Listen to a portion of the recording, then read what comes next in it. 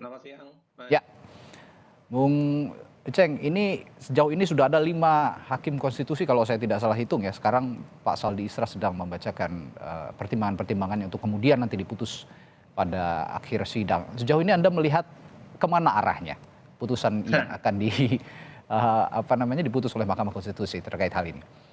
Iya, kalau saya baca ya, kalau kita baca dari sampai bacaan ke halaman sekian yang dari pertimbangan hukum itu, saya kira dugaan saya ini pasti akan ditolak ya Oke, permohonannya. Dugaannya akan menuju ke arah menetapkan atau menguatkan sistem proporsional terbuka. baik. Saya kira indikasinya bisa kita baca dari beberapa hal. Yang pertama, MK sudah menegaskan bahwa secara risalah pembentukan undang-undang dasar, meskipun tidak ada perbedaan proporsional terbuka atau tertutup, tidak ada pembicaraan soal itu ya, tetapi ide-ide soal menggunakan model distrik atau menggunakan daulat rakyat atau orang yang langsung bisa menentukan itu juga tinggi.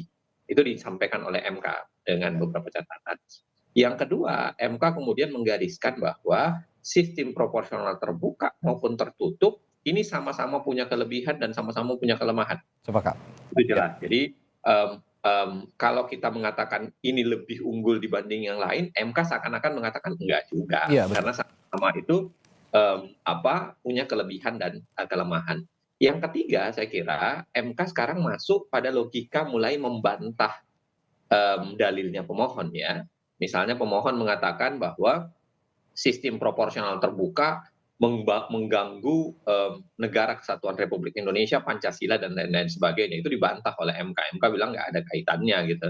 Karena itu sudah diatur dalam peraturan yang berbeda.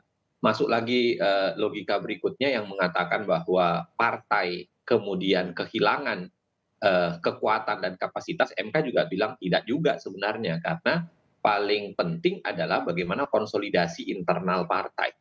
Ya, bagaimana internal partai kemudian mendorong ke arah sana.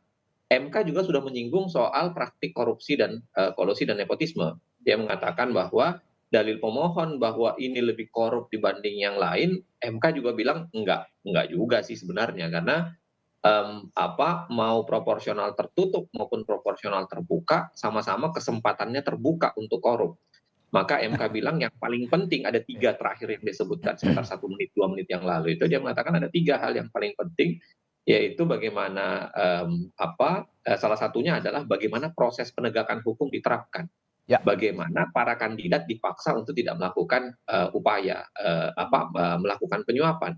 Hmm. Nah, atau bribe secara politik gitu, political bribery. Nah, saya kira dari sini sebenarnya hampir semua ya, saya mengatakan hampir semua logika yang dibayangkan oleh pemohon itu sebenarnya sudah dibantah oleh MK gitu. Mhm. Termasuk ketika pemohon mengatakan dulu MK juga yang ngubah-ngubah sistem proporsional terbuka menjadi tertutup. MK kan bantah juga tuh, MK bilang enggak sih, dan itu Hmm. persis keterangan yang kita sampaikan waktu persidangan ya, enggak juga, karena dulu sudah proporsional terbuka sebenarnya, cuma di pelaksanaannya menjadi tertutup. Makanya MK menegaskan proporsional tertutupnya melalui putusan tahun 2008 itu.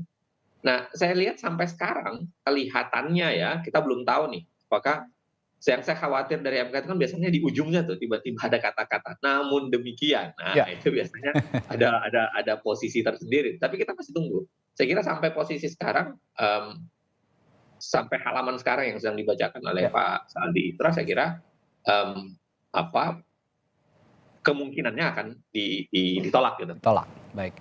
Ya, Bung Uceng, kalau kita berbicara sistem pemilu sebenarnya sebenarnya saya yakin belum sepenuhnya publik ini sebenarnya paham dengan apa itu sistem pemilu terbuka dan tertutup, proporsional terbuka dan tertutup. Dan Bung Uceng tadi juga menegaskan sebenarnya mau tertutup, mau terbuka akan sama-sama akan ada celah untuk melakukan kecurangan yang Bung Uceng sebut korup tadi ya.